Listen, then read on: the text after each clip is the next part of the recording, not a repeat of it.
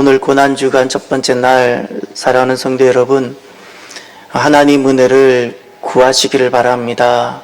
이번 한 주간만큼은 내가 좀 불편하고 힘들어도 주님 앞에 나와 주님 은혜도 구하고 또 내 믿음을 회복하고, 그래서 부활절을 준비하는 나를 돌아보고 그래서 부활절을 준비하는 귀한 시간들이 되시기를 바랍니다. 주님께서 말씀하셨죠. 십자가 지고 가는 나를 위해 울기보다 누구를 위해 울라고요? 너희와 너희 자녀들을 위해 울라고. 이번 한 주간은 매년 우리가 고난 당하신 주님을 많이 묵상했다면, 이번 고난 주간은 내 모습, 아직도 어그러지고 아직도 다른 사람들에게 상처를 주고 하나님 뜻에 온전히 복종하지 못하는 나를 위해서 기도하고, 또 내 자녀와 내게 맡겨진 영혼들, 아직 구원 안에 들어오지 못하고 있는 이들이 있다면 그들을 위해서 새벽마다 주님 앞에 엎어져서 기도하고 우는 한 주간이 되시기를 바랍니다. 이렇게 하나님께서 기도하라 하셨을 때는 하나님께서 주시고 싶은 은혜가 있기 때문에 그래요. 은혜의 자리를 잃어버리지 마십시오. 나와서 기도하십시오. 그럼 하나님께서 반드시 길을 내십니다. 이번 고난주간 주제는 말씀이여 살아나소서입니다. 같이 볼까요? 말씀이여 살아나게 하소서. 예, 핵심이 살아나다입니다. 구원은 무엇일까요? 구원은 사는 겁니다. 생명입니다. 우리가 살지를 못해서 문제지 않습니까? 그래서 이번 한 주간은 주님께서 십자가 지시고 우리에게 그토록 주시고 싶었던 그 구원, 사는 것, 다시 살게 되는 그런 역사가 있기를 바랍니다. 하나님은 말씀하시는 분입니다. 이제 하나님 하셨던 큰 역사가 두 가지가 있는데, 창조를 기억하십시오. 하나님 온 세상을 어떻게 지으셨을까요? 말씀으로. 말씀하셨더니 이렇게 됩니다. 그대로 되니라. 원래 하나님의 지으신 세계는 말씀이 그대로 되는 세상이고, 하나님은 말씀으로 지으셨어요. 이것이 하나님 안에 있는 세상이에요. 그러면 타락이란 도대체 무엇일까요? 욕을 많이 하고 손에 칼을 들면 타락일까요? 아니요. 말씀을 버려서 타락인 거예요. 더 이상 하나님 말씀이 내 인생의 기준이 되지 않는 거예요. 이것이 타락이에요.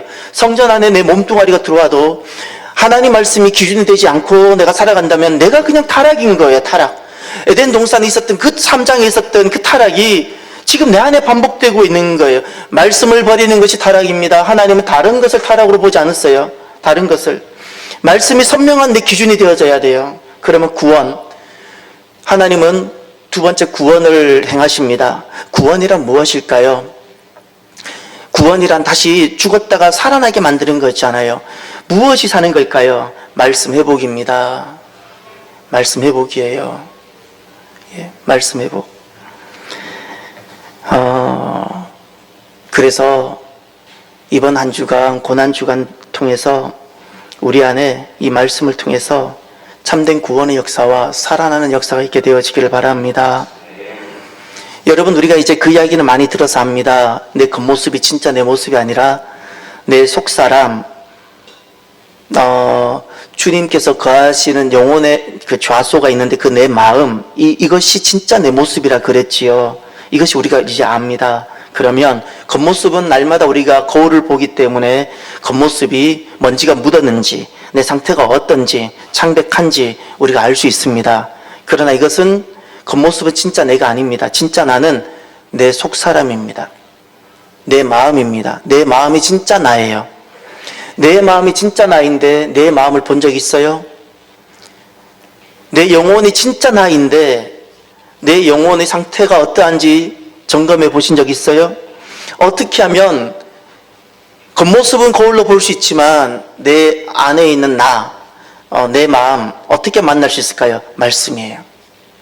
사람이 말씀을 대하는 그 모습이 내 안의 속사람의 모습이에요. 내 영혼의 모습이에요. 만약에 말씀만 그렇게 열심히 눈이 초롱초롱하다가 말씀만 시작되면 졸려요? 그가 잠자는 영혼이에요. 그가 잠자는 영혼이라고요. 오만 정보와 오만 이야기는 귀를 기울이다가 말씀만 들으면 안 들려요? 그 사람이 기머거리 영혼이에요. 기머거리 영혼. 기머거리 영혼이라고요. 말씀을 들을 때 잡념이 많아요. 그가 깨끗하지 않는 영혼이에요. 그가 깨끗하지 않아요.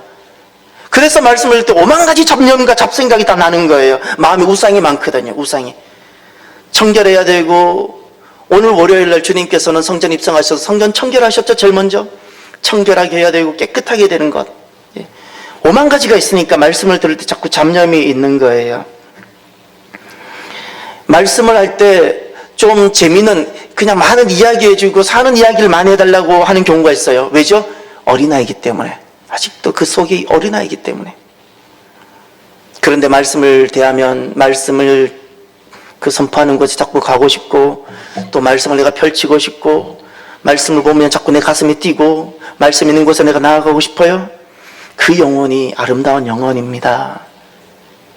이런 영혼, 아름다운 영혼이에요. 그래서 하나님은 항상 그러시죠. 중심을 본다고. 중심을 본다고.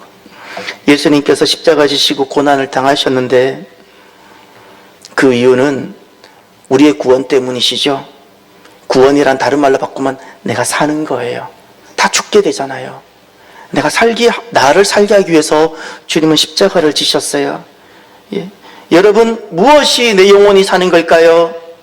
내 겉모습이 아무리 살아도 나 사는 것 아니에요. 얼마든지 잠잘 수 있고 얼마든지 망가질 수 있어요. 무엇이 내가 진짜 사는 걸까요? 말씀인 줄 믿으시길 바라요. 하나님 말씀으로 세상을 지으셨고 구원이란 말씀의 회복이고, 무엇이 내가 진짜 다시 살고 내 영혼이 아름다운 것일까요? 말씀의 회복.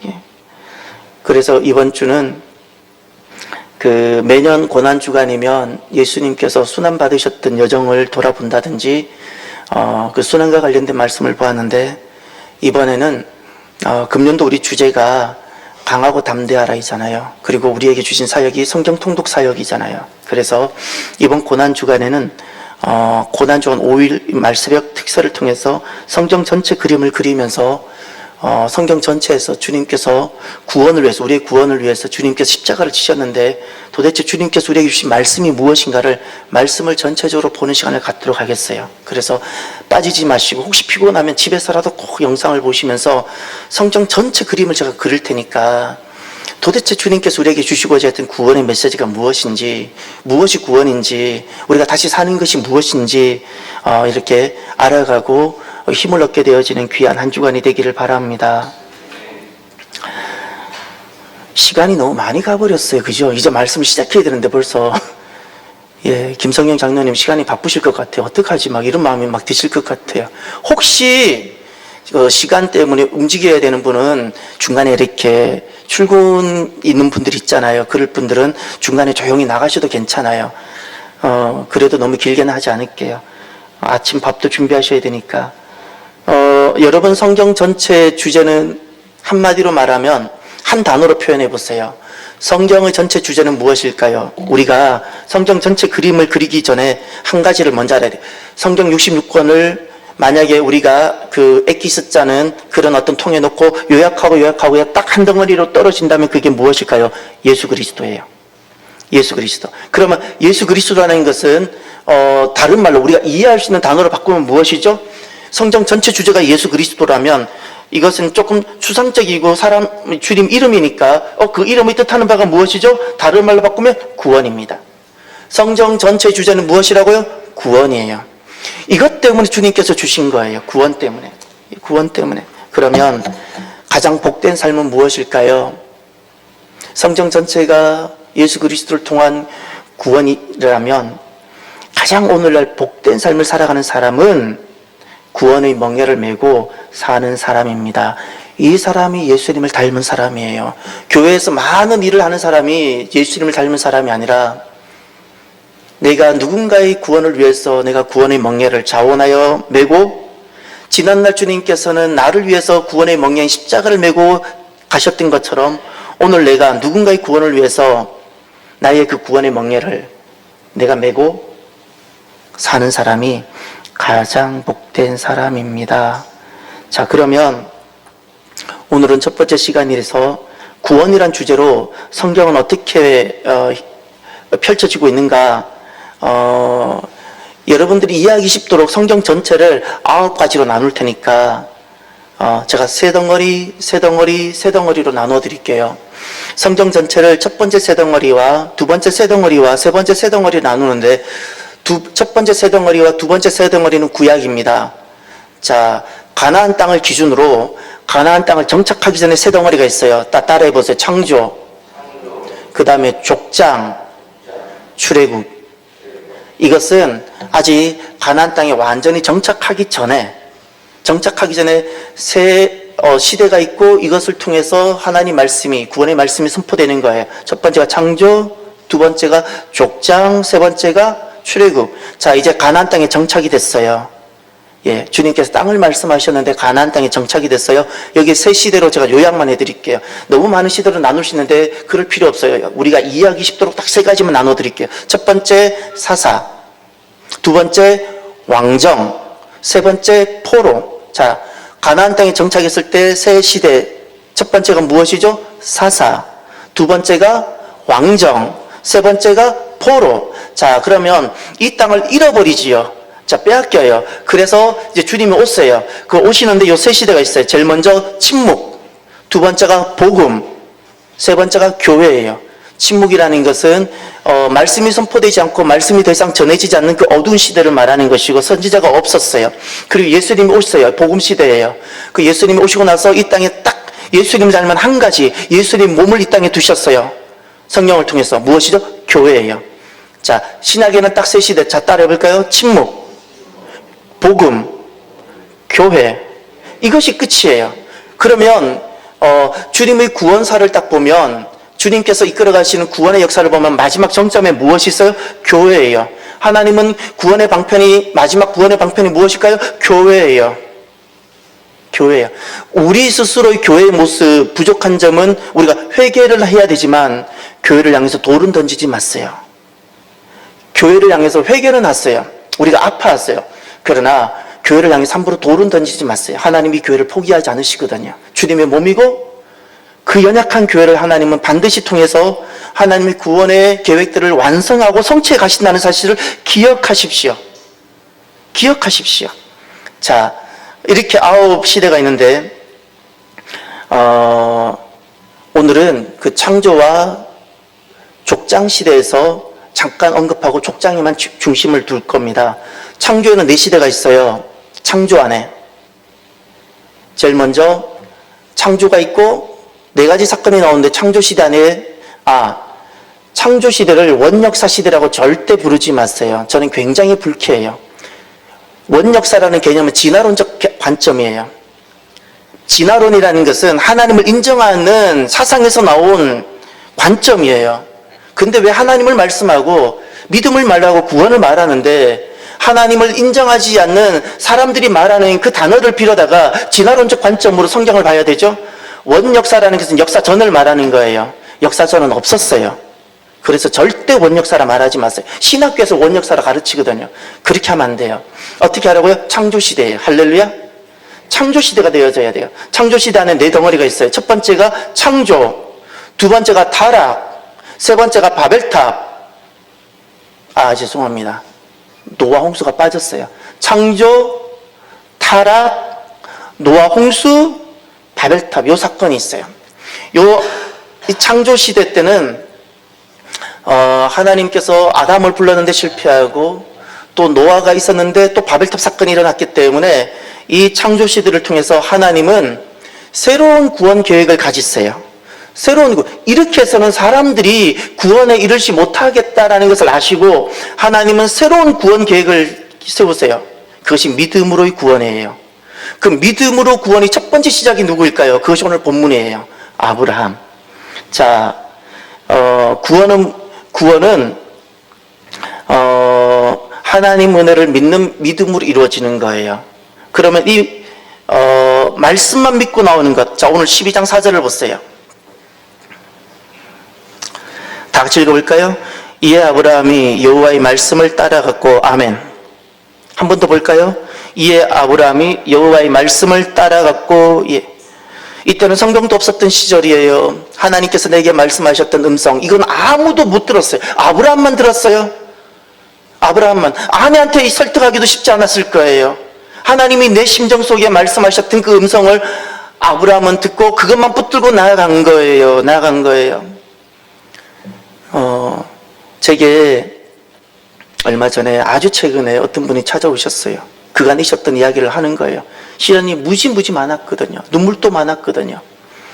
그 많은 눈물, 딸이 죽으려고 하기도 하고, 그 청소년 시절에 딸이 방황하고 죽으려기도 하고, 그리고 그 딸을 살리기 위해서 아빠는 그 좋은 직장 퇴직도 하고, 그러다 보니 가정이 풍지박살나고 빚에는 점점 더 많아지고, 몸은 막 암이 오고 힘들고, 그러니 욥이 겪었던 시련 같은 시련을 다 겪는 거예요. 그 아픈 이야기를 막 같이 나누고 그렇게 기도하면서 왔는데 최근에 저를 찾아왔어요. 그때도 그분들이 정말 인생의 바닥까지 내려갔어요. 그런데 항상 그분들이 어떻게 했는고 하니 정말 우직하게 하나님 주신 말씀 한 가지만 다 붙들고 가는 거예요. 먹을 밥도 없는데 하나님 주신 말씀만 딱 붙들고 항상 그 말씀 하나만.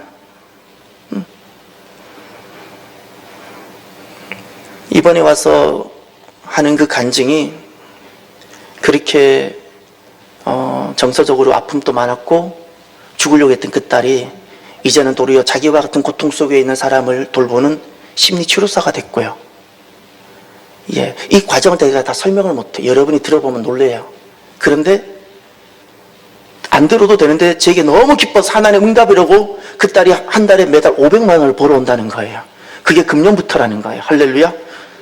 먹을 것도 없었던, 이게 실은 우리 주변에 계시는 분이에요. 우리 교회 주변에 계세요. 그리고 작년 12월부로 그 많았던 빚이 다 청산이 되고, 아직 이제 새로운 삶이 시작되었기 때문에 아직 재산은 별로 없지만 이제는 전에 내가 그 좋았다는 직장에 남았으면 자기는 지금 퇴직하고 동료들은 다 퇴직해버렸다는 거예요.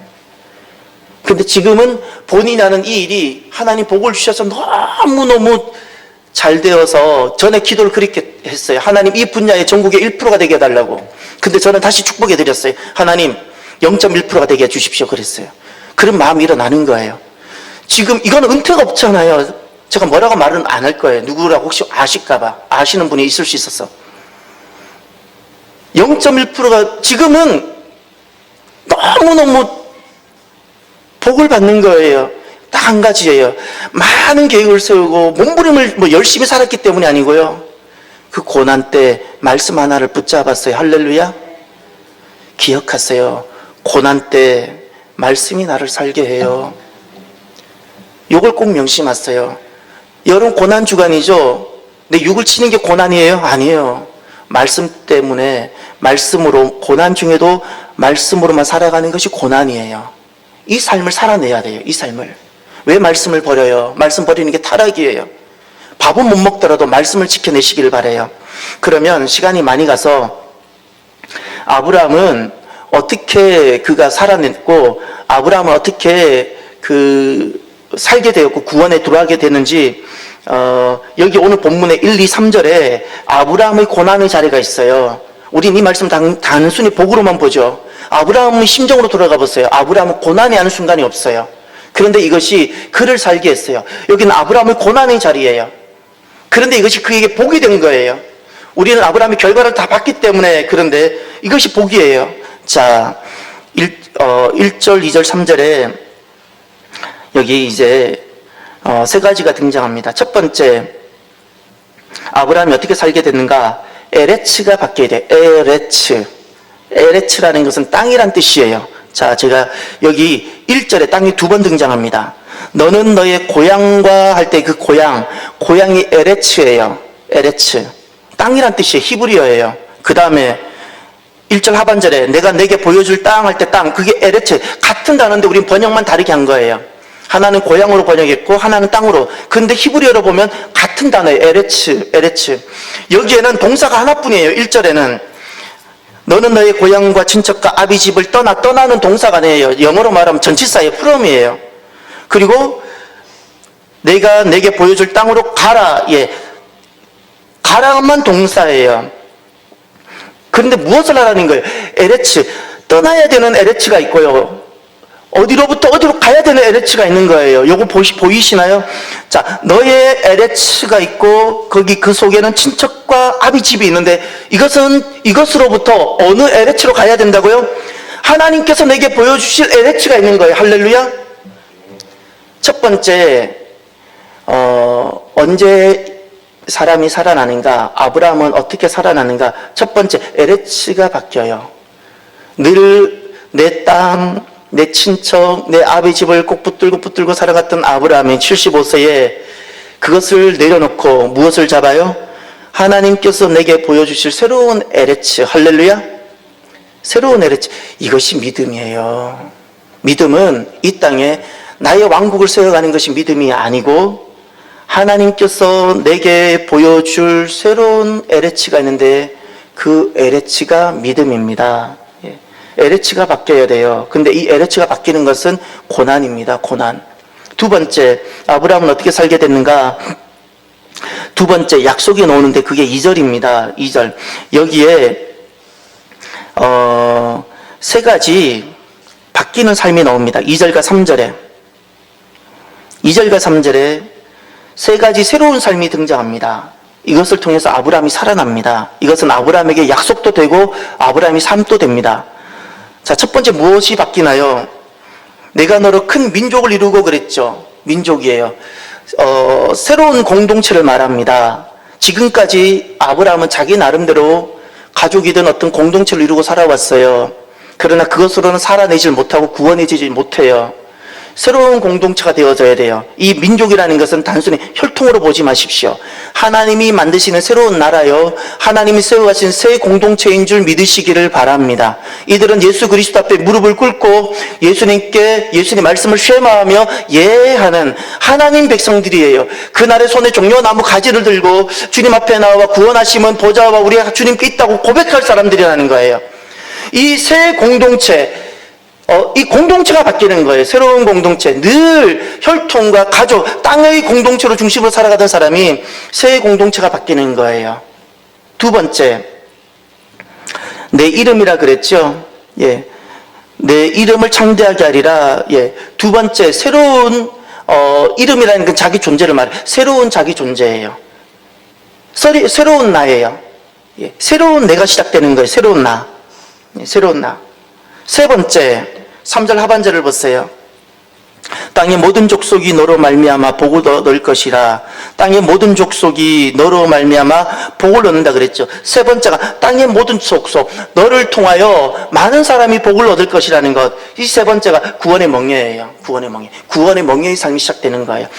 그를 위해서 전에는 나만 잘 살면 되는데 이제는 너의 어려움이 내 아픔이 되는 거고 너의 고통이 내 고통이 되는 거예요. 그래서 너의 구원을 위해서 내가 살고 싶어지는 거예요. 이렇게 세 가지 새로운 삶이 일어나요. 새로운 공동체, 새로운 나, 새로운 멍에. 예, 새로운 멍에.